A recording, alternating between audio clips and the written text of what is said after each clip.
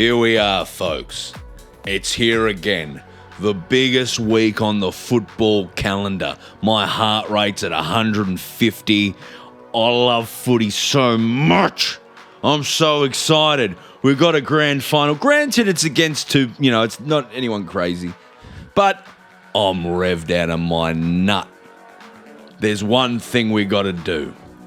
We got to get a pill. We got to shine it up real good and give it a friggin' bounce.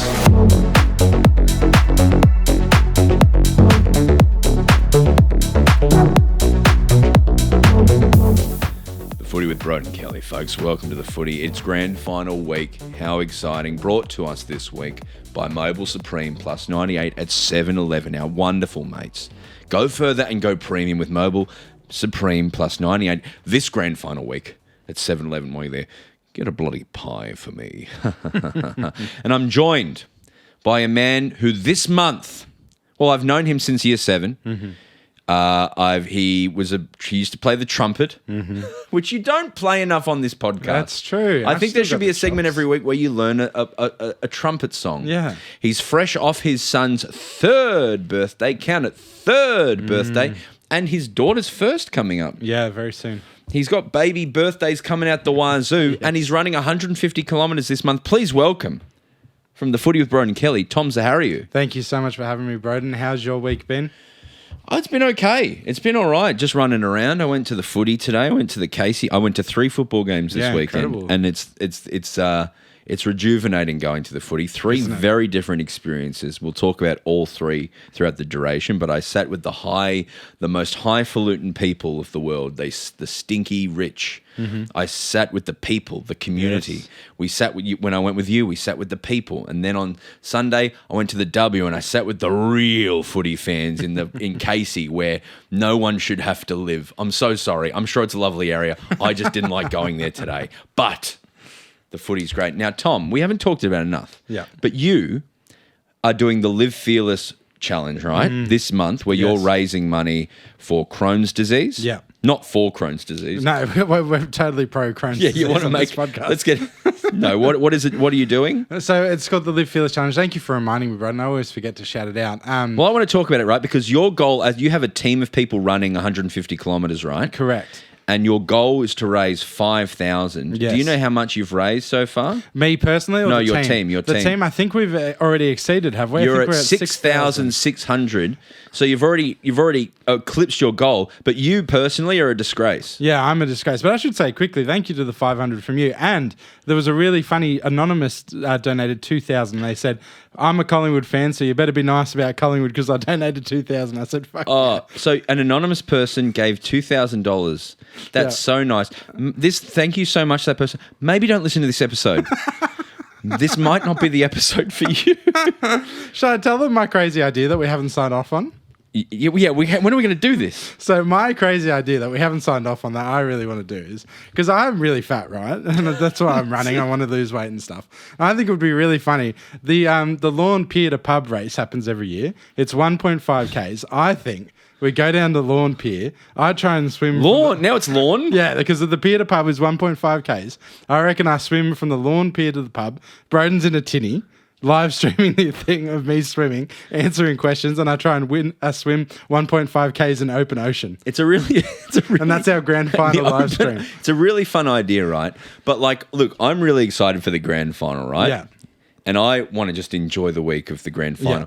It would really put a dampener if on the day before the grand final your body was lost at sea. But that's why I had to, with the emergency police of Victoria, in a helicopter try and find your lifeless body. So I haven't asked my friend Carl yet, but he listens every week. But he drives a boat, so he can come and drive the boat while you live stream, and I'll be swimming. Like, you know how you swim in cages alongside the boats? When's the last time you swam more than the length of a pool? That's the point. And that's why people will tune in. That's why people will donate to charity, because But they'll tune in the way they tune in to see someone die. Yeah. Well, imagine the numbers, Broden. Of you dying. And you've just got to sit there and live stream on your mobile phone and talk to the fans on the YouTube and read out some donations while I try and swim. Well, let's put the number. If you raise by Thursday $20,000, I will watch you die, I guess is what we're saying. Is that? No. I think I can do it. I think the power of the Crohn's disease will carry me to victory. Okay, well, look, just donate. I promise. I promise. We'll talk through this if we. Why don't we just get you in a local? Lucy's really keen. Lucy, who works for us. Yeah, she wants to do it. But She wants to help. That hasn't changed my opinion one She iota. said she'd organise the boat for us if we want. Look, as a backup, and that's a really good idea, Tom. But what if, as a backup, just as a backup, we go to Ivanhoe Pool, and you do a lap? That's not bad. What I need to know from the listeners is if I'm also worried you'll drown there. But are you allowed to bring a boat into Lorne Pier? That's what we need to know. Because there's rules about boats. For me, that's like question 58 on my list. That's me. As soon as we sort that out, we're going. As long as you're happy to donate your time, then we're going. Well, because you're talking about the time I'm donating, it's days after where I'm with the emergency services looking for you. Like that's my time as well. Say I go under, you just jump out of the boat, grab me, and we'll be sweet. I'm changing the subject. We're moving on. Thank you for shouting out the charity, and thank you to everyone who's donated. You guys are lovely. But if it's $30,000, he won't do it. So there's the thing. That's an incentive. There's an awful middle ground. No, I thought it would be funny if we call like the live stream like White Whale tries to swim from Lorne Pier to pub, you know? Like, Moby Dick. Yeah, Moby Dick swims from pier to pub. My name is Ishmael. My name is Broden. Call me Broden. Look, we start with the 7-Eleven Supreme 90 plus 98 premium moment of the round. We pick one each. Yeah. Because we can't pick games of the round anymore because there was two. There was two. And what is your moment of the round? So it has finals. It has to be danger, danger, danger. What a captain's game! What a performance! He was so bloody good. The snap in the third. How is he around doing the it? body. I think a lot of people was talking about him winding back the clock. I think he was incredible in the first 4 rounds, and I think he put himself on ice. You reckon? I reckon he's always this good. He just chooses when to show up. You know? I think he probably can't do it every week, but he knows he can if he really needs to. Exactly, and It's he absolutely needed to. Like as a dad, you probably prefer to just sit still, but there's moments where you go, now I have to, oi, put that down. Exactly right. And you could be there all the time, but you choose to keep it in reserve. Yes, exactly. What did we say about him at the start of the year? Something really You were big on him still being their best player by far, and I was shouting you down constantly. I said he wasn't in their top 5. There. Oh, did I say it wasn't top 10 perhaps? There you go. Yeah, you say perhaps. It was definitely... It was top 10, was it? Yeah. And still arguable. Like, he was clearly their best player on the weekend, but there's so many great players on that team now. You're backing... You are sitting here... Yeah. The Monday after... He has one of the greatest finals games ever. Of like all statistically, time. Yeah. Champion rated like top 3. 177 Supercoach points. So, you're saying he might still not be in that top 10? Yeah, I think so. I think, like, if you're talking about what value people bring across the year, I think he's such a great player, and he is my moment of the round. But I still think I've taken Bailey Smith because you said he's not top 10, and it got so. The Dangerfield family was so incensed that we genuinely received a message from his wife. Yeah. Marty Dangerfield? Yeah, correct. Who said... Told Marnie directly, that Tom bloke, he's in big trouble. He's dead to us. So I reckon, not entirely, but like a large proportion of the performance on Friday night was your fault. Yeah. I revved him up. That's what he was thinking about when he led his team out to his 80th prelim he's had in the blue and white hoops. He was thinking, I got to show that Tom dog. Beep that. I will. But you just look out in Lorne. If you see someone with a big harpoon, well, that's the thing. Maybe Danger, if as a grand final, he could be in the boat. That's not. He likes fishing. Yeah, and he lives near Lorne. No, that's the other side of the city. Yeah, no, Lorne's. Yeah, I'm happy to He's go in out. Moggs Creek. Yeah. No, Lorne is the same side as Geelong. Yeah. I thought Lorne was down Peninsula way. That's the other. Right? No, you're thinking of Rye. Well, I want to do Rye because that's where the Greeks dive off. We're doing Lorne now. We're doing Lorne Patrick now? Dangerfield can spear you. If I'd not interjected, he would have said, "All right, meet me in Lorne." With a boat and then gone to Rye. But I'm assuming there's like a place I can dive off from the pier, then I can swim to a buoy, and then I can swim to the pub. And we're not talking about this anymore. 1.5 Ks, and that'll be raising heaps of money for charity. Oh. And Danger's going to drive the boat that you're going to be live streaming off. There's so much logistics to work through there, Tom. That's what we got Lucy for. She's keen. She's going to get Danger on the phone. Stop. Down. He could do a radio fishing episode while he's there. So that's your moment of the round. Yeah. Is Paddy Dangerfield driving a boat in Rye or Lorne? Not sure which one, because the Greeks go there, you say. Yeah.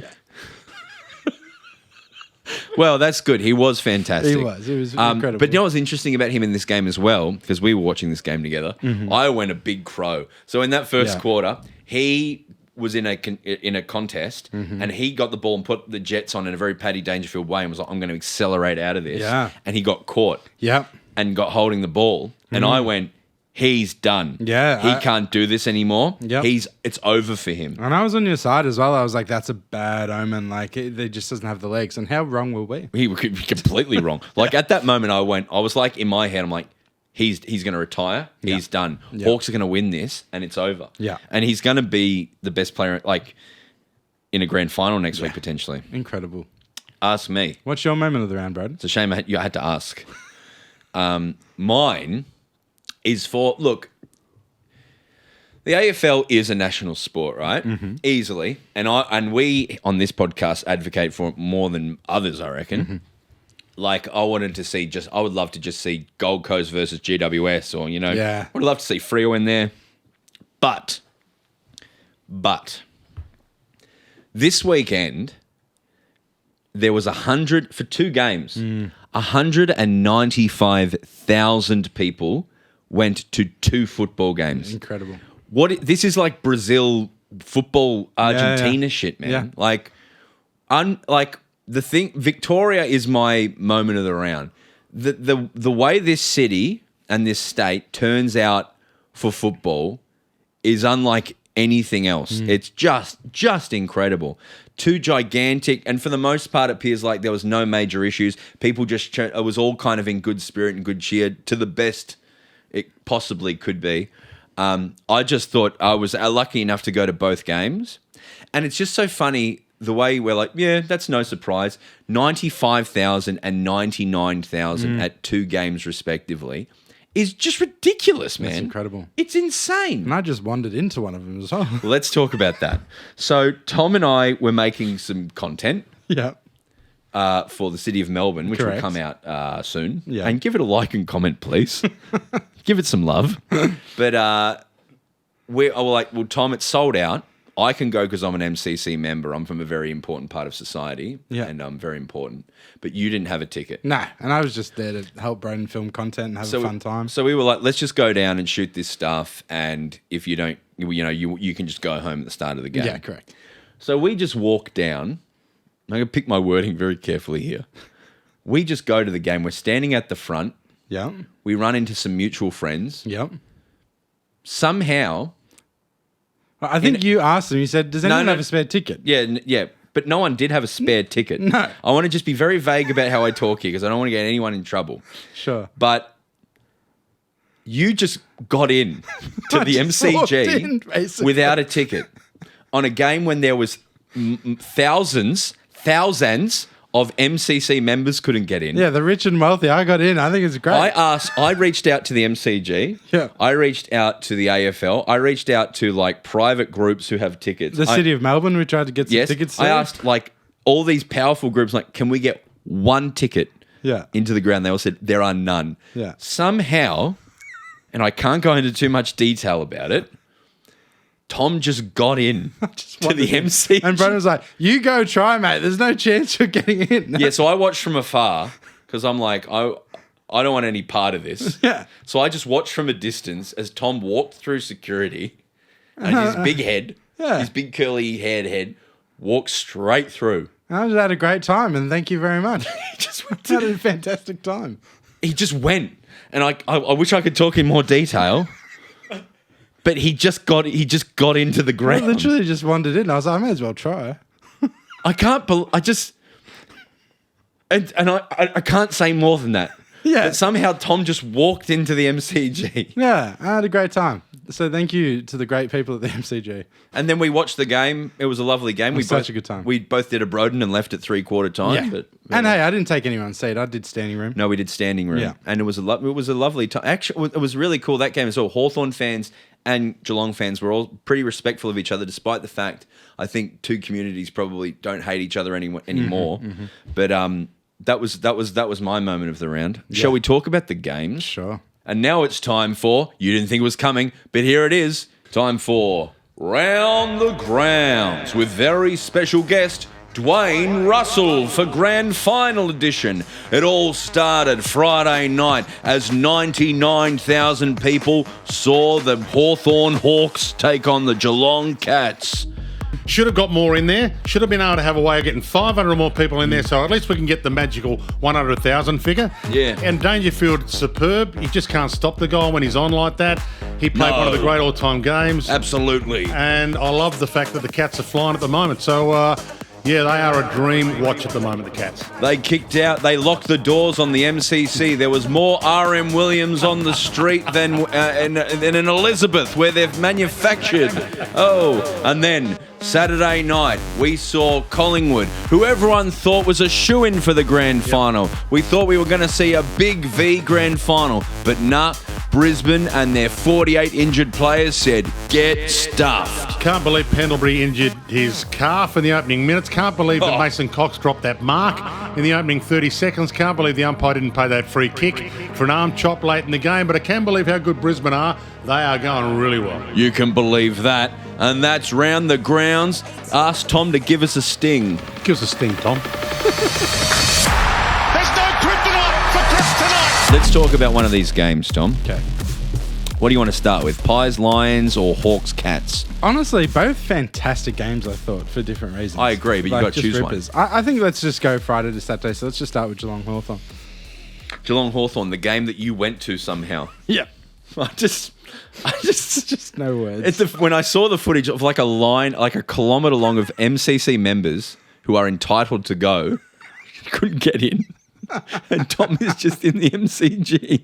He's having a great I time. felt like too. a punk 22-year-old. I know, it did feel like that. But it was a lovely time. We were at this game, right? Yeah. Hawthorn in that first quarter, Yeah. we're like, they're going to win. I thought I just had so much belief, and that's what part of what made it such a good game. And not only was it that, you know, Hawthorn, it's also Geelong got ahead and then they managed to come back. So it was this second run of Hawthorn. I was like, yes, absolutely. They can do it, I believe. But no. There was Hawthorn, but no. But no. Hawthorn showed up with all this, we can do it. Yep. Ginnivan, who had a broken finger, kicked 2 early ones or 1 early one. Yeah, I think he Watson was good. kicking incredible ones. Yeah. Newcomb was kind of held a little bit, but they were doing enough without him.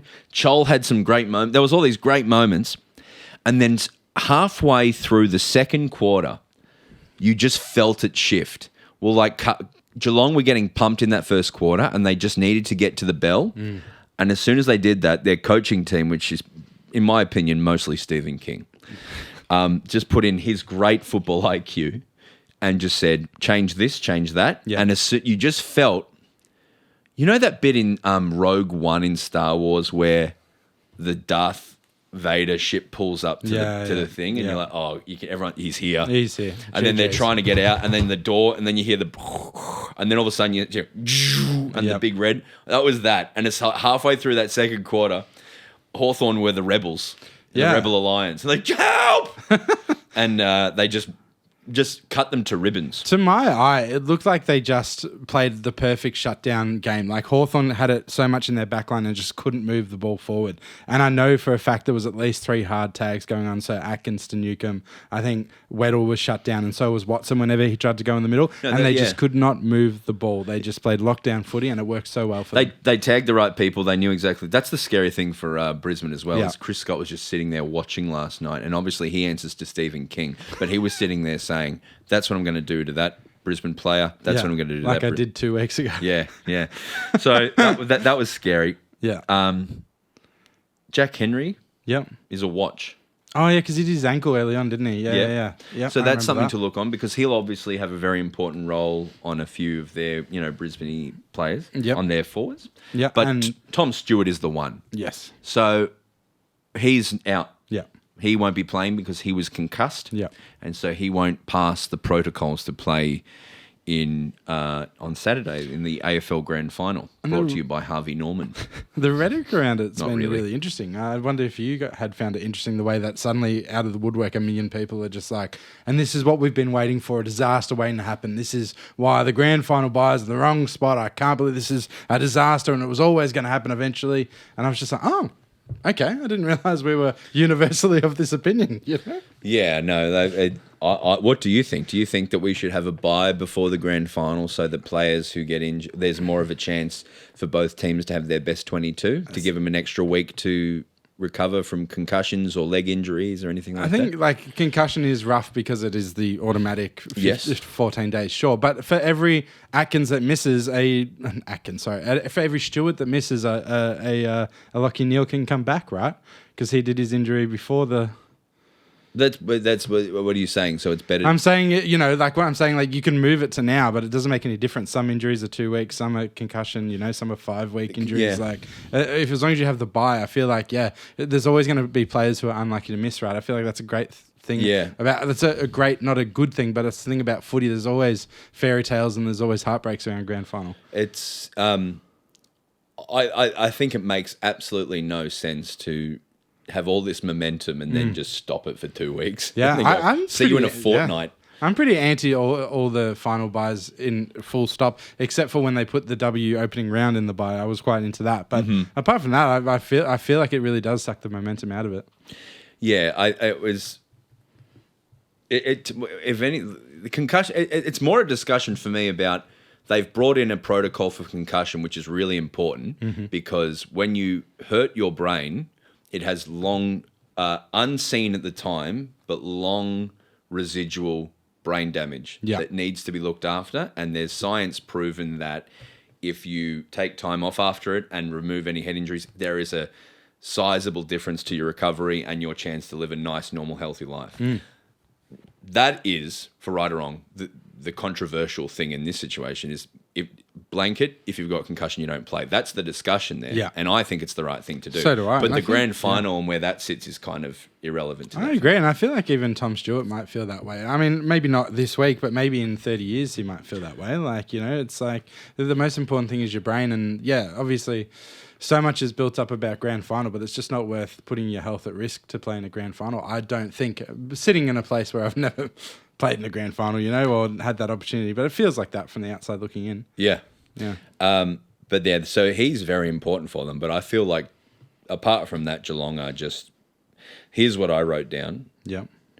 Cats will smash the Lions. That's my blanket thing, and we can be boring about it and say maybe. Yeah. And we will over the week. There'll be points like, I thought we could tip today, and then by the time we get to Wednesday with Marnes, we will tip again, and then we'll probably be tipping the other team. Yeah. But every year, grand final time is just like you're talking yourself into it being a contest. And I think I'm burned by the grand final of last year just being shit. Yeah. And there's been a bunch of shit. I feel like shit grand finals are common. Let's go back. Let's see. Last year, grand final, 2024. Yeah. Blowout. Boring. Collingwood Brisbane was a great a grand ripper. Yeah. So we got one. Yeah. That was a great grand final. Really good grand Yeah. final. Year before that, Geelong, shit grand final. Yeah. Geelong, Sydney. Yeah. Sydney just didn't show up at all, right? There's a common thing happening here. Yeah. The year before that was D's Dogs. Was it? Yes. Yep. D's Dogs I thought was good it was an incredible game for a half and then it blew out. So shit.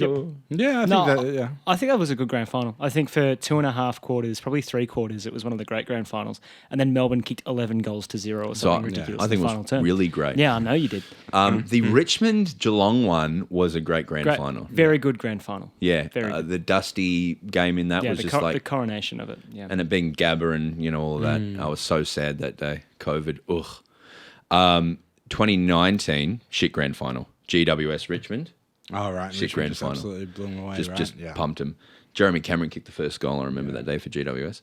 The year before that, 2018, was an incredible grand final, maybe goated as far as it goes back. That's the Dom Sheed with Oh, right. Yeah, the incredible at West Coast Grand Yeah. Final, 2017. Adelaide Richmond, good grand final. For me. Yeah, I liked it too. Like it was a drought breaking. There was cool drama with the Adelaide Crows and their power stance, and They got blown out, didn't they? 8 goals in the end, Yeah. but it was kind of close for a little. It was, I reckon the lead was Richmond led by, I can tell you it was 9 points at halftime. Yeah, it keeps it interesting for sure. And then 2016 was a blowout grand final, kind of, but a good grand final with the Doggies. I think the Dogs, they still felt like that was close with 5 minutes left. It took the Boyd goal. And That's then, true. Do you remember the Johannesson goal, which would have sealed it, but it was a point on review? And then everyone's gone, oh no, it's going to happen again. Yeah. And then But it didn't. 2015, 2016 is actually as far back as my brain goes. So who's 2015? So 15 Hawthorn Swans. Hawthorn smacked them. Yeah. Yeah. No. Hawthorn West Coast, Hawthorn smacked them after halftime. That's like that darling mark and then dropped a mark. 2014 Hawthorn Swans, Hawthorn Yeah, smacked them. shit. Yep. 2013 Hawthorn Freo, average game of footy. The next great grand final in that period is Leo Barry 2005, in my opinion. I do Sydney. feel like it's factual that prelims are the best games of the year. Yes, that is factually Yeah. correct. It is. They are usually better games. Yeah. And it's also because it's all fans as well. Like there'll be 40,000 corporates there next week at the grand final, whereas this was 100. And you'll be there, of course, I'll with be there, no I'll just ticket. wandering. But yeah, there was 100,000 fans there. It felt like this weekend. Yeah. But Geelong are just an incredible team, Yeah. aren't they? Like, maybe because it's me, but I like, who are they? You know what I mean? Like, so many players in this team are like just players. I feel Apart like- from yeah. Danger, Cameron, and a few, maybe Bailey Smith. Bailey Smith. Not many others are you going, like they're not household names. They're just these people. Yeah, even like Max Holmes, like will go under the radar, even though I think he's one of their best players. But I do think they're just Atkins. old school, boring lockdown, and I think it's like that's why. I just think that's what it is, and I'm going to harp on about it all week. The way they locked it down, I was like, this is the most Choked them boring out. sort of footy. Everyone says the tag is boring. Everyone says good teams don't tag. Couldn't agree more. Geelong tagged like hell, and they played finals footy where they locked it down. They controlled the tempo, and it worked, and they were fantastic. Do you know what I thought at halftime? I thought Hawthorn's played some of its best footy for the season. Yeah, and their it wasn't forwards good have enough. worked. You know, their Newcomb's getting tagged, but their mids have lifted. Their backs have been good. They'd be really happy at halftime.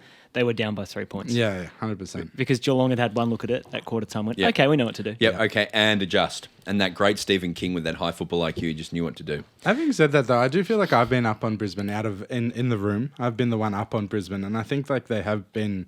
I still give them a chance. I don't think it's as clear cut as perhaps we're thinking. I can't fault Geelong on the field. I have to call out Steve Hocking, the CEO of Geelong. One of the worst, most awful, poor performances in media that I've seen. Just the complete obfuscation of blame that they as a club do with it just is so infuriating to me.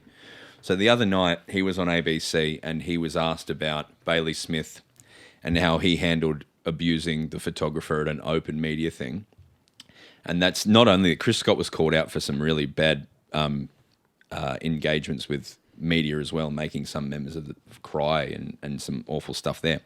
But just from the most part, just complete obfuscation of any blame or responsibility. So Steve Hocking, when asked, do you think it was good? Bailey Smith didn't apologise to her in person. He sent her a text. That's all he was willing to do, which I think is poor form. Steve Hocking could have very easily said, yeah, that's not good enough and we're going to make him do that. He said, he said, that's how this generation communicate. So I'm not going to get in the way of that. So he's like he's saying young people text. Yeah. So don't blame Bailey Smith. I thought that from a really smart individual who is a very, very high level operator whose job is to communicate was one of the worst answers I've heard. I thought that was so poor, Steve Hocking. What an awful, awful answer. He needs to apologise to someone who in the workplace, who you're responsible for, treated her so poorly. And you say that's how that generation engage. It's also not. Yeah. People in their 20s don't use text messages. You could like Instagram DM or like a Snapchat or something. Voice message is the most common thing. But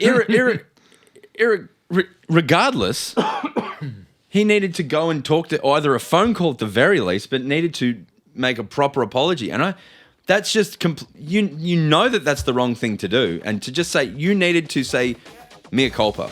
and that was shocking. But it was not good from him. I was really disappointed. Give me Sting. The man that likes planes, Jack Payne. And the other game, Tom. Lions Pies. I was at this game. Yeah. I was a guest of someone, Yep. Titus O'Reilly, who got me invited to the high president's function. Yeah, I couldn't believe this when you told me. I've been waiting to hear all about it. Like president's function to a prelim. That must be the hottest ticket in town, just about. It was. I walked in the room and went, "Oh no!" Like the head of every organisation was there. Like the night before, Prime Minister was there. Yeah. I wasn't there for the Prime Minister, but think of a person in the media who you like or dislike. Yeah, they were there. Yeah. Think of everyone who runs every media organisation. They were there. Yep. Think of the heads of the AFL. They were all there, and me. And well, you're the head of the AFL Yeah. for other areas. yeah, and so I was like, oh yeah. And it's interesting, right? I was in the fanciest of the bays. I watched for the first quarter. Everyone was in their seat. No one came back. So it was literally just me by myself watching with no one else there. I was like, none of these people, they just want the free drinks inside. No one cares about the game. Yeah, it's an event for them, right? A gossip event.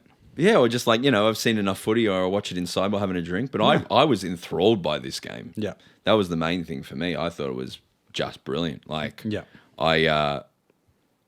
I thought Pies had him in that second quarter. What about you? Yeah, I never gave up hope for Brisbane, but yeah, that was I'm in like 4 or 5 group chats, including like the Discord that talk footy, and I have not seen the group chats in the Discord pop off like that for all year. Why? It was the most engaged game, just constantly people. I was, you know what I saw a lot of as well? Yeah. Holy shit, it started. What time does this game start? 100%. 5 o'clock, because obviously so Brisbane could get home and get another night in bed. Yes. The game started at 5, which I loved, by the way. Yeah. Like plenty of time to go to have a nice sleep. Oh, so good. I was in bed by 9. It was so good. It was a good game. So Brisbane came out. My first thought about Brisbane in this game was like, they look so composed and so professional. The first quarter was similar to Hawthorn though. And then you went, okay, well, let's see what Collingwood could do. And then in the second quarter, Collingwood turned it on. The scariest thing for them, and it's probably, looking back, the writing was on the wall. With 5 minutes, you see Scott Pendlebury, who is or Scott or Pendle Doobie, as Mark Bonanno calls him, in a jacket and subbed out. So what happened there? I would like to talk about this because I think I agree. I think this was the biggest moment of the day, and I think it was really poor coaching and organisational stuff from Collingwood, right? Because they knew he was injured and they chose to play him injured, and then he was subbed out 5 minutes in. So you're telling me you didn't have an emergency who would have done better? Yeah. Because all their emergencies was, I went and looked, it's Will Hoskin-Elliott. It was, I don't remember who, but it was all key position players. Yeah. So they named the wrong team. Pendle's had a problem. No one could come in for him, I think. So they chose to play him. And like, I'm not saying that cost them a game or anything, but that is so poor. You can't replace Pendlebury though. You really can't. Like, he's so important. You could feel like maybe they just went, we're going to take the risk on Pendles. He's 40 years old. He knows how to play. He'll know how to handle it. And then it just it must have just snapped or gone really bad. Yeah, 100%. And I'm not trying to be too harsh, but then also they were like, they saw how well Cats shut down McCluggage. So they're like, let's do it. Let's do the same thing. Let's put side bottom on McCluggage. 10 minutes in, couldn't go with him. Like, poor coaching, I think. Like, I could have told you that side bottom, as good as he is, cannot go with McCluggage, one of the best midfielder this year consistently. Like, that's so silly. That's 2 awful bits of coaching. That makes you think they're too old and too slow when they're not. Yeah, the first 5 minutes of this game for Collingwood is like a real what if, right? Because not only is Pendles going in the first 5, in 95,000 people at this game, Collingwood doing I think someone was telling me they're louder scientifically by like a huge margin to the night before. Like, Collingwood are loud cheerers, but you know what's special about them is they've kind of rehearsed. Yeah. They know when to cheer at the right times. They say the same thing together at the same time. Yeah. And beautiful ruck clearance from them, taps straight down to a player called Nick Dacos, who laces it out to Mason Cox from Texas, 34, out of contract. On his chest, bounces off. Yeah. But if he'd marked that, Collingwood would have just been, we're winning the flag. Yeah. And I don't know if that energy would have shifted everything, but that was huge. And correct me if I'm wrong, Paddy, but on that, again, don't want to bash them too hard, but they chose to play Cox over Dan McStay, right? I rate Well, Cox. they chose to play Myercheck with a toe tendon injury where his toe was basically hanging off. It dislocated, yeah. Yeah. Over Dan McStay, McStay, who who was was a fit. massive signing and a fit. I think that's where they lost this game. Those 3 early poor coaching decisions. I think you play Cox though. Cox was taking big Yeah, clunk marks. He's a Cox's backup finals ruck. record is outstanding. Yeah, maybe that's fine, but I just think Dan McStay they brought to the club with these high hopes of him being the next great full forward, and it's just like you got to play him then, right? And you saw Jeremy Howe, Broden. How did he look? Bad. Yeah. Yeah, he looked like he looked like he'd come back from an injury, and also like Brisbane's forward line are so mercurial. There's no Danaher, there's no Hipwood. They score. We're going to talk about this bloke shortly, the greatest full forward ever, Ty.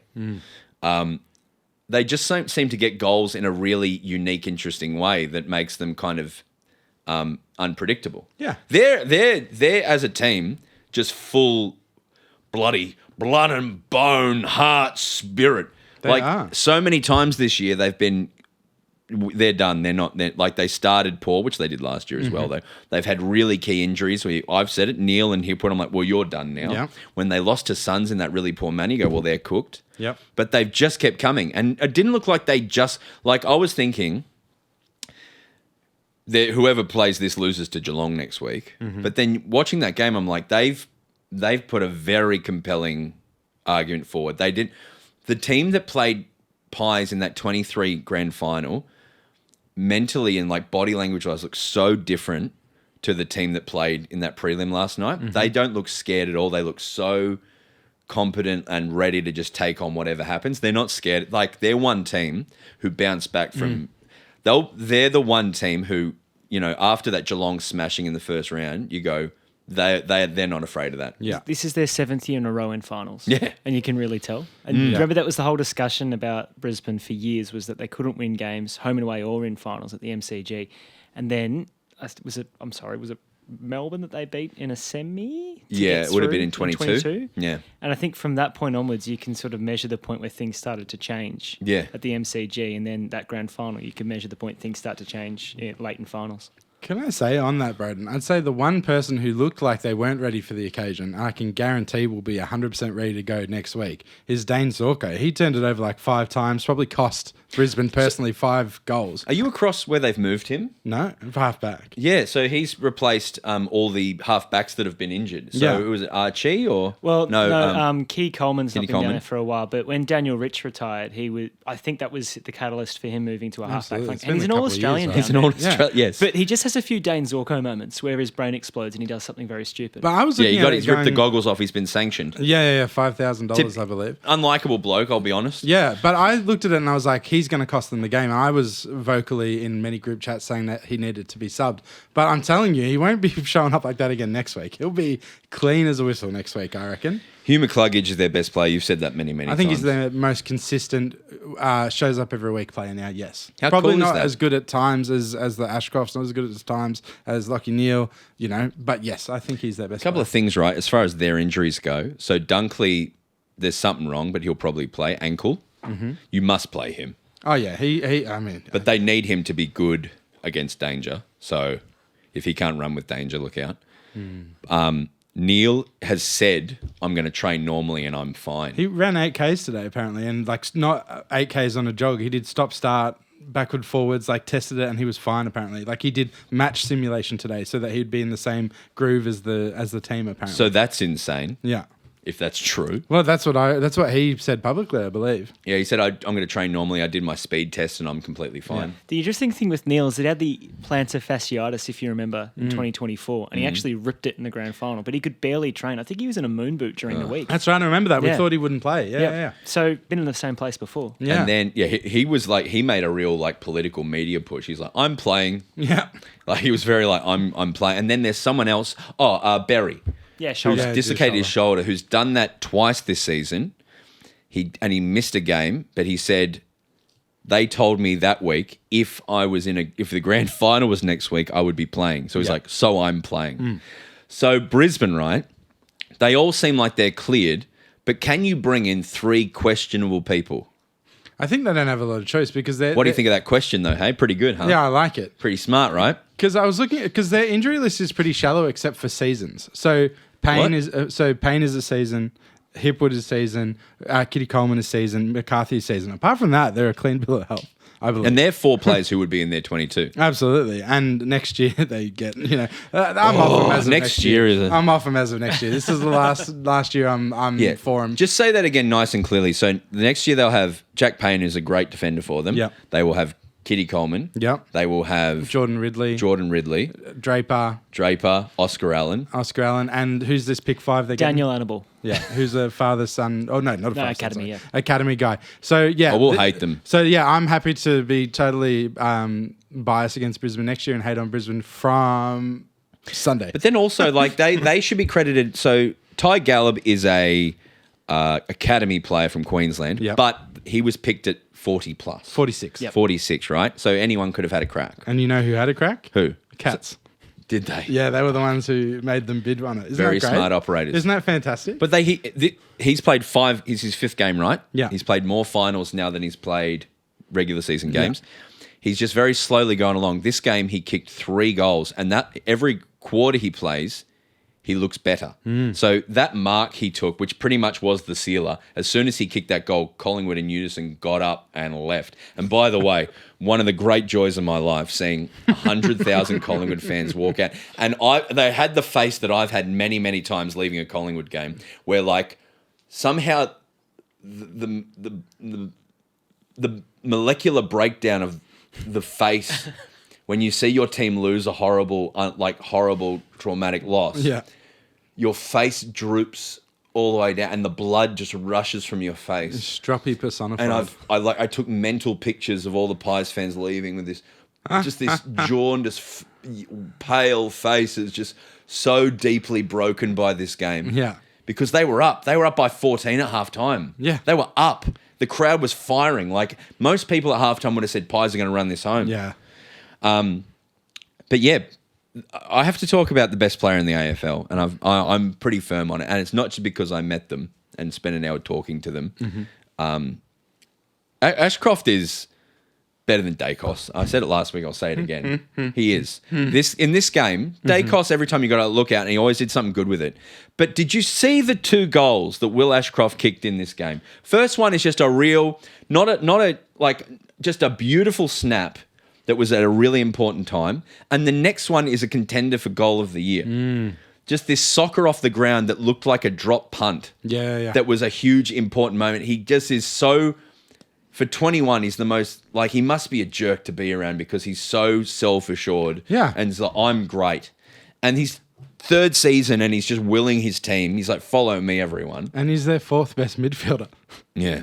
Like, isn't that incredible? He's better than Rayner, I reckon. Like, I would play him in the same position as Rayner, who Rayner's not a great player at the moment, but every time he's pretty fucking good, to be honest. I think he doesn't get a lot of it, but he's very effective when he gets it. I thought he was very good. I thought it was one of his better games last night. But no, I go Neil McCluggage Dunkley, then Ashcroft, which is just crazy at the moment. Yeah, long term he could be incredible. I thought Nick was just so beautiful. I realized what it is about Nick that I love.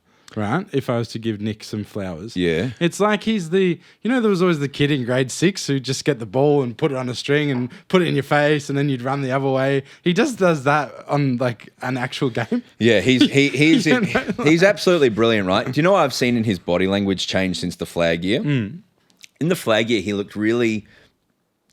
He reminded me of like a Piastri where he was almost like... very centered and non-emotive and very like, I'm just a silent killer. Yeah. This year, I feel I can see him feeling the frustration of playing with very old men. Yeah. Who can't, like, I can feel him starting to carry the load a little bit like you do with a Sheasel or a... absolutely. Just a little bit. Jack Trengrove.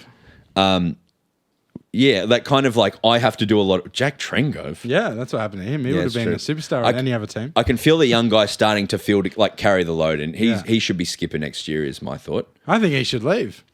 Dacos? Do it, Gary Ablett, and take the money and go to Tassie, mate. Fuck it. No, I think he'll be the leader of this club for 15 years, right? Yeah, and they'll build around him. Yeah. But I also have to call out Jamie Elliott's mark at that moment was just That is Mark of the Year, and it's insane that can't be Mark of the Year, and I think that's wrong. Agree. But Jamie Elliott, there's talk. He's going. That's talk of half the forward line going then, so that's interesting. So Queens, he wanted to go to Brisbane a few years ago, or Queensland a few years ago. Okay, yeah. Collingwood are in a position where they just can't keep all these old guys. Yeah, no, I completely agree with So that. I think they should rebuild. I think someone said that in the group chat. I think he's 34. Yeah. And he's in a position where he's so important to them, but his form at points, not all year, at points dipped a little bit. 33. Yep. There's a chance. I think he's out of contract too. So he could go. Yeah, and Huskin Elliott has to go. I mean, Myercheck has to go. Like this, well, it doesn't have to go. I think he'd be good for it. There's the mark on the TV as we talk about it. But like the profile has to change. Not saying they have to do a full rebuild because Collingwood has the privilege and never have to rebuild. But I think it's time to call it. I think like way too old. I think Pendles gets another year. Maybe Sidebottom gets another year. But they've got no good players under 22. I would say their old players have been fantastic. Fantastic. Look at Jamie Elliott maybe taking Mark of the Year. Howe for a large part of the year has been great. Myercheck has been great for a large part of the year. I thought Cox was pretty good last night, if I'm being honest. Sidebottom, fantastic. You're right. But their bodies letting them down did fuck with their consistency. Yeah. It's like that year that North Melbourne had to make the hard decisions and delist Boomer and Petrie and all these guys. I think they're at it. They're just going to have to make tough calls. They're absolutely right to do this as well, by the way, to keep going with this old brigade. Because they're one game off. Like in their eyes, one poor decision off making a granny. So totally justified. If you're the Suns, would you put in a 3-year deal for Elliott on good money? No, not for a forward. I would for like a side bottom. I think the forward line is the least of Suns' problems. Just talking specifically about Suns, I'd take a side bottom on a 2-year deal, the same way that North did. What's his name at North? Who came from Sydney? Luke Parker. Like that sort of deal. Like we really need some maturity in there. And I think finals experience. Imagine Elliott and Bailey Humphrey plus King. I think he'd be so good at Suns. And Charlie Kerner as well, though. Like, how's that going to work? Is he an upgrade, you think, on a Ben Ainsworth? Oh, yeah, absolutely. Don't get me wrong. I'm not. Paddy. I'm just. Yeah, absolutely. And you know, it's the question marks over like guys like Jai Farrar, whether he's really the long-term option there. He played a lot of finals and stuff. Jai Farrar, I should say, not Farrar. It sound like Ferrari. Jai Or Ferrari. Ferraro Rocher. Yeah, but you know what I mean. Like, I don't think it's crazy by any means. When I think of the Suns, I actually don't think the forward line is the issue. So I would be so much more interested in other players. But you're probably right. Does he want to go up there? He's out of contract, and I think people will come hard for him. Yeah. And this is what happens when you're a premier team. Like all these players, you can't keep everyone because people start offering. It's literally from all reports, Checkers is coming to the D's. I offered him unlimited Auntie Donna tickets for the rest of his life. And so $20 So off he merch? said, I'll be re-signing with Collingwood. Thank you for confirming that. Yeah, fair enough. But that is to say, Pies being up there is huge. It was great to see them all upset. But they are good sports. They really are. Fly's press conference was fantastic. Sorry, I had that written down, and I don't know why I brought it up. He is the most beautiful man. Yeah, I'm so on board with him. He's so nice. Like, I'm going to be cheering for Brisbane next week. That was fantastic. They've been through so much, all this thing. All the best to them. And there was a complaint, obviously. I've tried not to talk about it because it's going to be talked about on everything, but a contentious Mark Starcevic. Membry firstly took a mark with a very nice shot at goal and went, not for me. Yeah. Tried to chip it over the top to Elliott, who got spoiled. Whether it was right or wrong is up in the air. I think it was fair, to be honest. So did I. But it's one of those things that just means Collingwood would have lost by 22 instead of 30. Or Yeah. whatever.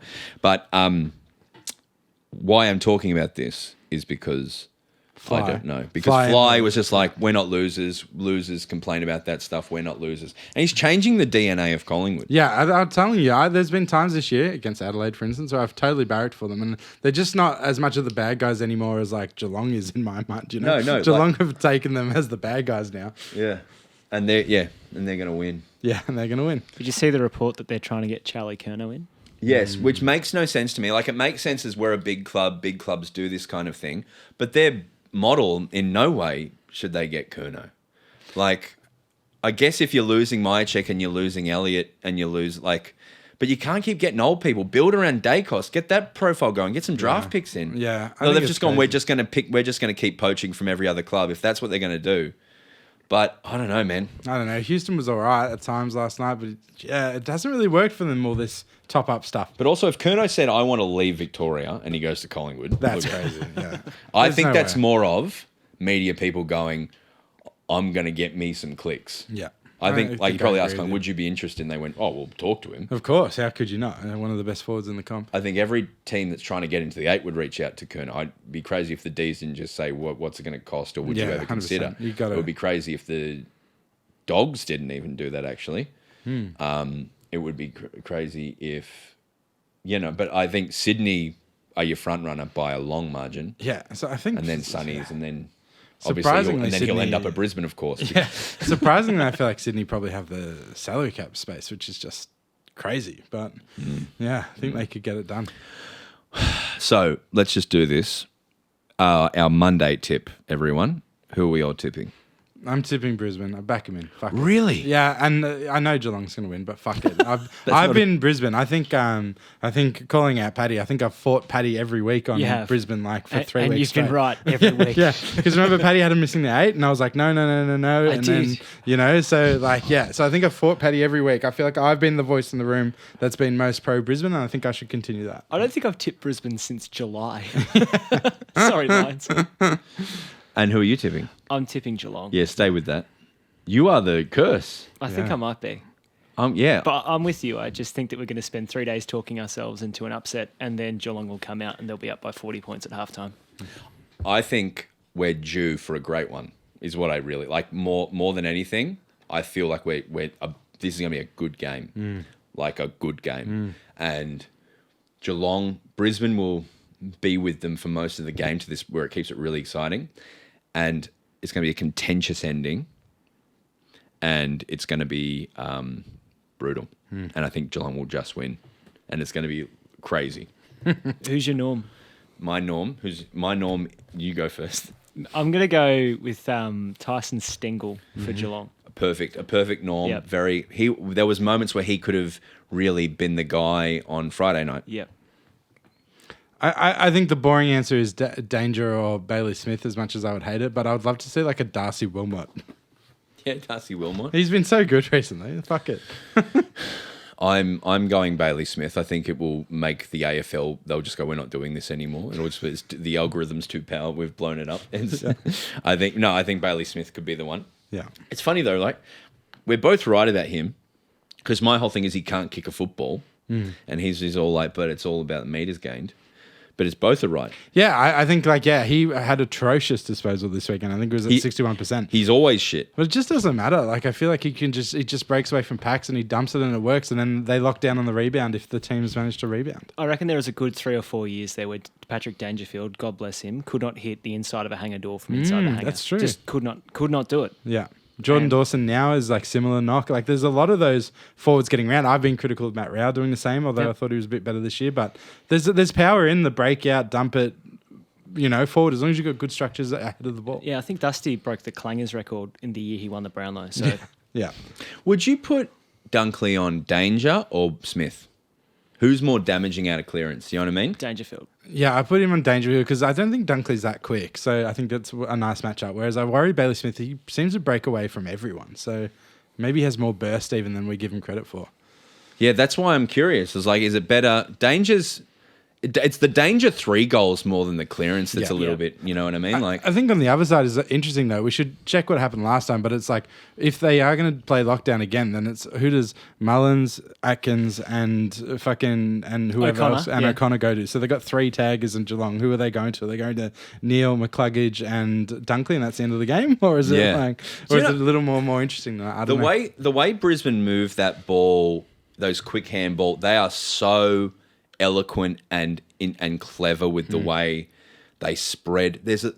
They kind of move in like a pack mentality a little bit, where they move in the same direction. If someone's coming for a tackle, they'll draw and handball out and then get it back. They're very beautiful, the way they midfield moves. Yeah. And I think they've got it's funny because we're talking about a team who got pumped by the other one 3 weeks ago. Yeah, exactly. But if they can get that moving somehow, or like I always say if you're coming up against a team a few weeks later, I'm more scared than I was the first time because 100%.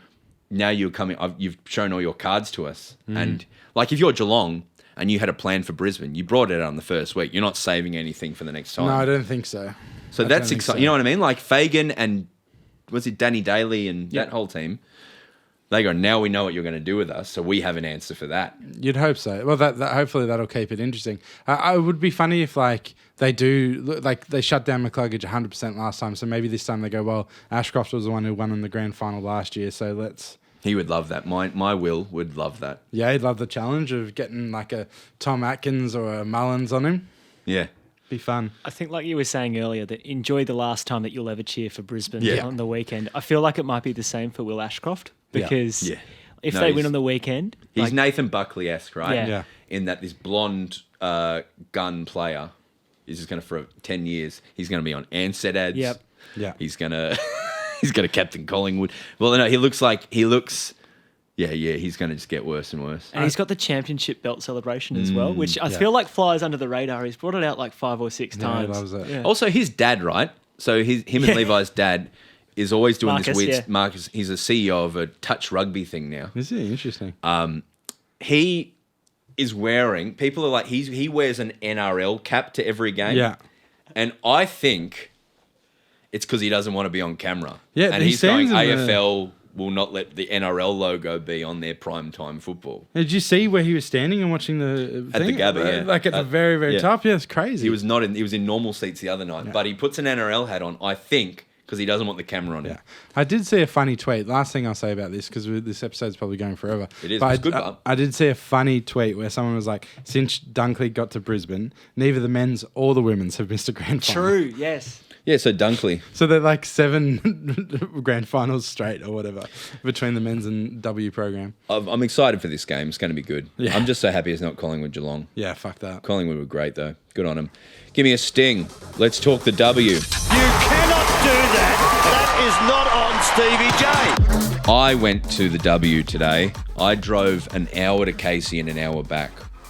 My summation from this game, Melbourne should only play at Icon Park. Really? From now on. Because you guys played so well, I saw. I don't care. It's so far away from Yeah. humanity. From humanity. But it was a great game. And I actually had I went to a Greek food van up there. Did ya? Guess what I got from the Greek food van? Something that would upset me. Probably chips in your suva. Chicken suva with chips. Dagwood dog. Oh. What? The fuck? They were doing Dagwood dogs. I had to have one. No. So, but then I also had like a chicken and chips. Nice. It was Yeah, outstanding. very nice. It was awful and windy and wet, but we pumped them. Yeah. They kept and Eden Zanka just dominated, had 5 goals in the first 2 quarters and then didn't kick another one. But I was so excited to see the record change from Chloe Malloy. I also went and stood behind Daisy Pearce on the bench and I felt ya? very sad for her. But it was cool to see her in the flesh, just Daisy Pearce being awesome. Why do you feel sad for her? I feel like they'll be all right long term, right? They got decimated. And also, Yeah. imagine flying 4 hours and then driving 9 hours. Yeah. To be absolutely Pumped. And then you've got to drive back to the airport from Casey. Oof. Yeah. Pies versus Hawks was a very funny start to this. So, Anya McDonough kicked a great end-to-end goal in the first few minutes, celebrated with her teammates for 10 to 15 seconds. The goal umpire signalled a behind. So thankfully, score assist got involved. It was actually a goal and the behind was overturned. So a weird start to this weird game. So weird. So a very sad ACL for Kalinda Howarth as well. Yeah, we think. Yeah. Suspected. Because she's just come back after basically spending nearly 2 years out of the game. Oh, God. Like, came from Gold Coast to Collingwood and then might have done it again. So. And then Bridie Hipwell as well stretched it off Yeah. after a bad shin hit with Ash Centra. Yep. Port and Geelong was tighter than people thought it would be. I think Port are actually better than people think, right? Port are good. Like, they did get through to prelim final day last year. They're very young and they're very aggressive with the way they play. So you do kind of get a chance the other way. But this was a bit of controversy as well at the end. Yeah, so Cats now are 3 in a row. Yeah. So they're doing Geelong stuff. Very excited for them. North Carlton, right? So, Carlton's got all the good vibes. It's another Darth Vader type sort of situation. It was like someone really excited how well the start of your season's going. You're a legitimate chance now. You're rising up the ladder. Yeah. Everything's going great for you. Who's next? North Melbourne. North Melbourne. Just walk into the absolute Andre the Giant and they just got absolutely pulverized. pulverised. Yeah. So Ash Riddell broke her own disposals record. 43 touches. Has like 4 of the top 8 of all times, like most touches, I think. They won by 53 in the end. Can I read a tweet about this from Gemma Bastiani? Yes. It's just crazy. It blew my mind at how good they are. She wrote, North Melbourne is averaging a remarkable 68% disposal efficiency across the opening half of the AFLW season. Even more incredible when considering it is averaging a record 320 disposals per game. So they're averaging the most disposals at the highest efficiency. Isn't that crazy? Yeah, they're absolute. But that just tells me they're right for the picking. Yeah. They're ready for a lot. That's the thing. But I was trying to think, how's a way that Melbourne could beat this team today? And I was like, if you somehow have some plan for them and you're in front deep into a grand final against them, they might shit the bed and go, fuck, we haven't been in this position for 3 years. Yeah, it's interesting. You know what I mean? Like, it could be, that's your only way. It's like, scare them. I think they'll never lose again. I think that's very fair.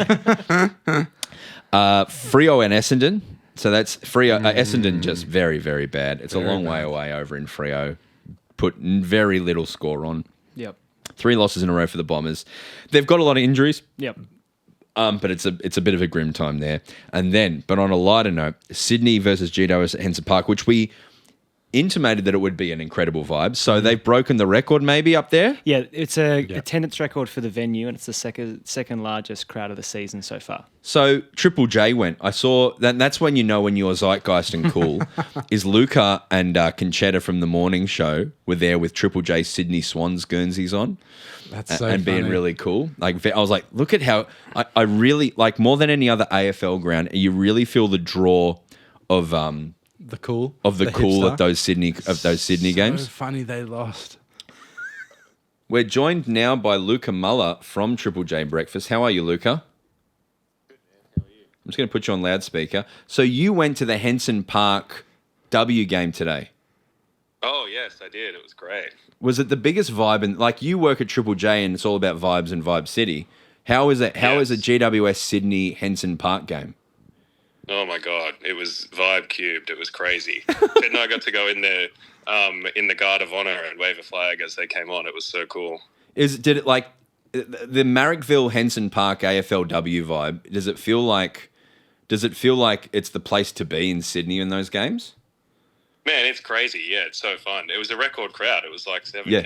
Yeah. And it was like 22 degrees or something. It's the best. Oh, my Henson God. Park's so good. Hey, can I ring you later and interview on the podcast about this? Yeah. Oh, how late, though? I'll probably go to bed in not too long. No, this is me. I'm literally you're already doing it. Oh, dude, yeah, sick. That's awesome. But yes, well, official report, it was great. What else are you talking about on the pod? Hello, everyone. Who are you tipping in the grand final? Oh, Brisbane. Go the Lions. There you go. Fair enough. Love it. It's going to be a great game. Thank you so much, mate. And everyone listen to Cheddar and Luca on Triple J. Yes, we'll be talking about the game tomorrow. It was so cool. And Cynthia Hamilton, who spoke to us on the radio this week, kicked a goal, awesome goal in the last quarter. Hell yeah. They should get Footy Player Unearthed or something. Sorry. There's someone, we're having on some Giants player who's a DJ. I forget her name. I feel bad about that, but she seems cool. Georgia Garnett, I reckon. Georgia Garnett, maybe? Yes. That's her. She's Well going done, to do Paddy. some DJ stuff for her. Breaking, that's good TSL. I'm hooking your listeners, Broden. Look, I'm so sorry I didn't ask for permission first, but you're a great help. Thank you so much. Go D's. No worries. Go D's, go Swans, go the Footy. Bye, Luca. Oh, no. I hung up on Luca Muller. Lost him. But then I did feel the sadness of a man who has to wake up at 4 a.m. Did you? Oh, 100%. It's brutal. I really feel the draw to go to these games. The West Coast Melbourne game we've already talked about. That was, I love our team so much. And Alyssa Bannon, who Marnie set up for an interview with us. Love Alyssa so much. So good. Doggies Lions. Had it very windy.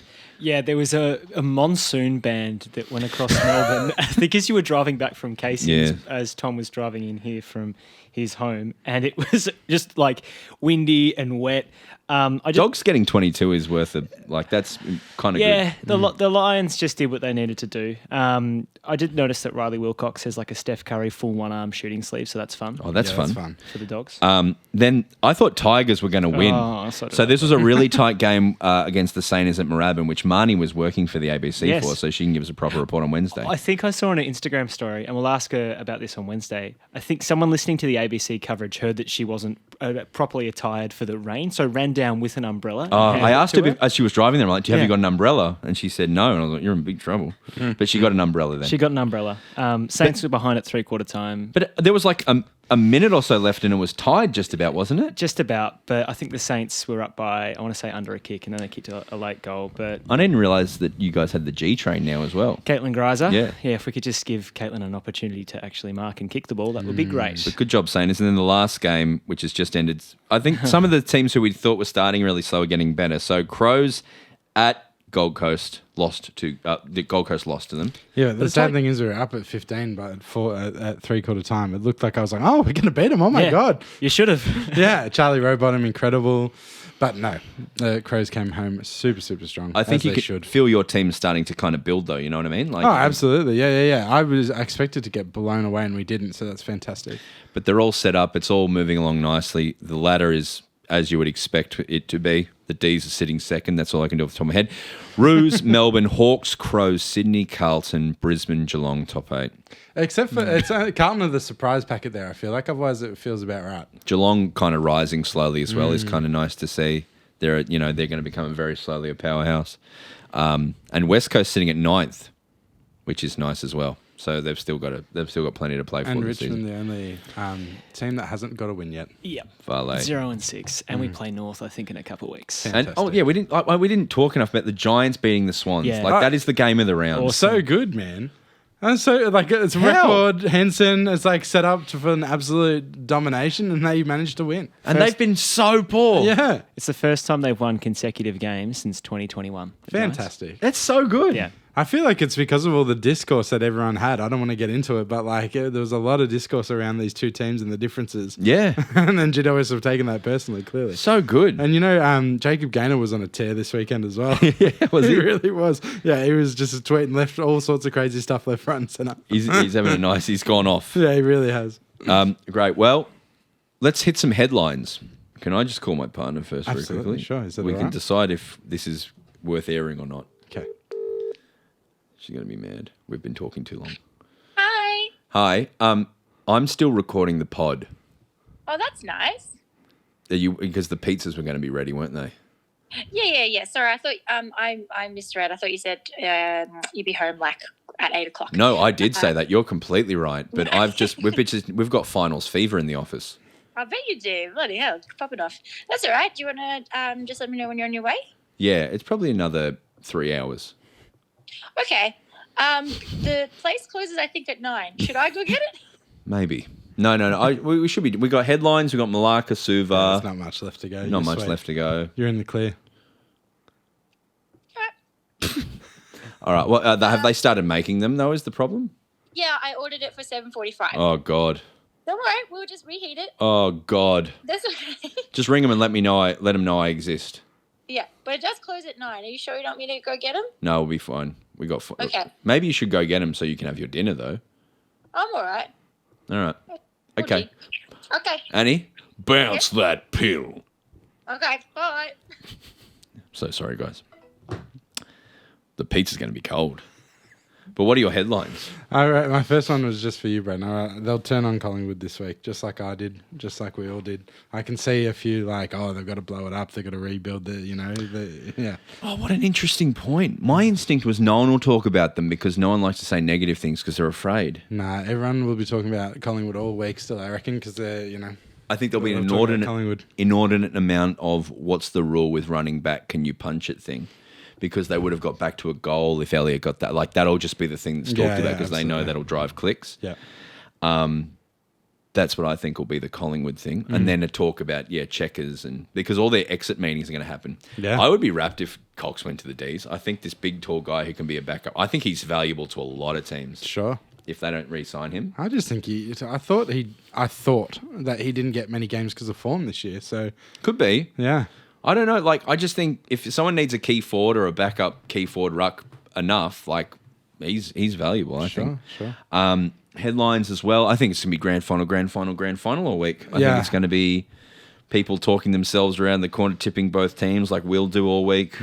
I read that there'll be a hyper focus on Lucky Neal for sure. Yes. Yeah, which I don't think is All of them. that of an interesting an interesting talking point. To be honest, I think that'll be fine if he plays and if he doesn't. But I think that'll be hyper focused on for sure. Yeah. No, I think that's a good point. And what are any hot headlines for you? I can just think about bad faith concussion takes. Yes. A lot of, Absolutely. I think like footy legend comes out of the woodwork to say I would have gone to the Supreme Court to play in a grand final. Oh, yeah, Stuff like that. Yeah. Yeah, that's a very good point. Yeah. Yes, a lot of that. Going to be an interesting week. I think it's just going to be fun. Let it ride. Let it enjoy all the discourse of it. Yeah. You know, I think there'll be man goes missing in Rye or Lorne or both. And I will be a Malacca. All right. So lots of Malakas and lots of Suvas. Really? And we've talked about most of them, but let's do it again. So a lot of people wrote in that Fox Footy was super biased on the Collingwood call, and I just saw enough of that. I was like, yeah, worth mentioning. There you go. I'm sure the 7 call was just as biased. I did see David King go a bit silly after that contentious spoil thing. That's a free. But I looked back and I was like, if you're really looking, he's got his eye on the ball. He makes contact with the ball. Yeah. It's a contest. Like, I think it's a pretty clear play on. Can I skip to Suvas really quickly? Because one that was from me, not from the listeners, was I loved how they put the whistle away this weekend. I thought overall, good shout. like in the Hawthorn game, there was so many calls of ball and they just didn't. And it was the only really obvious balls that they, called and stuff. And I really liked it. I thought they let them play. And I think this is just another example of a line ball call. And rather than blowing the whistle, they let it go. Yeah, good and shout. I'm happy with it. That's a good call, Tom. What other Malakas did people think? Yeah, so people are quite upset with the Zorko thing. I think there's quite a few people The running goggle in, thing? Yeah, like really thinking it should be a suspension and someone's medical, apparatus. It should be worse than. But $5,000 is a fair whack though. But I think it's down to Tax 3.5. deductible, Marnie told me. No mark of the year and goal of the year in finals, like you said earlier. Malacca. That's a big Malacca. Yeah, and then the last one, a lot of people writing in about the general discourse around the non-call, which we've just discussed at length. And then Suvas. So yeah, Giants winning the derby in front of a record crowd. That is Fucking huge. Incredible. Hey, Treloar won the VFL Premiership today. This is his first grand final win. So Did the Dogs win the VFL Grand Final? Yeah, and quite a few players are listed as well. So Oscar Baker was in there. Yep. I saw, Treloar the big one. A few others. Jed Buslinger, Yeah. Jordan Croft. Jed Buslinger, I think, kicked his second ever VFL goal from like deep in the boundary. There you to go. put their head I by saw 3 Taylor goals. Giray was in the team I as think well. that's his which last is ever fun. game on the list. Yeah. Wow. Yeah, so That's I fun. think that was worth mentioning. Hey, Goldstein's retiring, which I think is one sad and well, not sad, but I think that's been a fantastic. Is he career. actually retiring? Yeah, he's been delisted by as well as Jason Laverty. But what I think is interesting about that is with Draper leaving, they genuinely just have Vicente left. I feel like is their only listed ruck. It's Nick Bryan as well. Nick but Bryan, he's come exactly. back from injury. So this is very interesting for Essendon. I would have thought maybe they keep him around for Mason Cox. a year because he kept playing. Like Goldstein was playing like round 24, right? Yeah. So it was an interesting call. A few people coming through. Harris Andrews. I think he is underrated. I think this game showed that he's underrated and worthy of a shout out. Ash Riddell's new record. A massive Suva for breaking your own record on the touches. Crazy. Did I misread this or was it 21 tackles for Kiara Bowers? Yep. And that must be a record, right? No, she holds that record. It's 22. That's so Oh my God. That's incredible. That's just insane. If you think how many tackles that is, that's insane. And that's all the Malakas and the Suvas. I had a Suva as well. Please. You must go see, like in this school holidays, take kids as well to the play that goes wrong at the Athenaeum Theatre in Melbourne, starring Joe Koski. It's so fucking funny. It's just fantastic. It's 2 hours at the Ath, and I loved it. And apparently, like he goes through the crowd at one point at halftime at the interval, and he's like, apparently last night, he's like, I have a community service announcement. Collingwood have been eliminated. And apparently the crowd cheered in the foyer of the Ath. But it's such a good play. You must go see it if you can. It's really, really good. And he's going to miss out in the grand final because they've put a show on against the grand final. That's the most crazy. un-Australian thing to do. Yeah, in Melbourne too. It'll sell out too because people are like, I don't watch the football. Yeah, true. But yeah, just I want to shout out how funny that show was. Fuck yeah. And another great episode. And that's our grand final week. That's our prelims done. Thank you, Paddy, for your insight. Thank you, Broden, for having me on. Thanks, Pipe, for doing the round the grounds. Yep. Thanks to Luca for the update. Thanks to Tom for. We'll do some stuff for the charity thing. We're going swimming. Okay. We'll figure out what that is, and You then just got to commit. If you're down to live stream from a boat, then we're doing it. if You're you the one who just doesn't want to commit. You're like, I don't know if I want to give my day up live streaming from a boat. why don't I just? I don't know where to start. I don't know where to start. Just get behind live streaming from a boat. We'll work the rest out. We'll see the rest of you soon. Bounce up.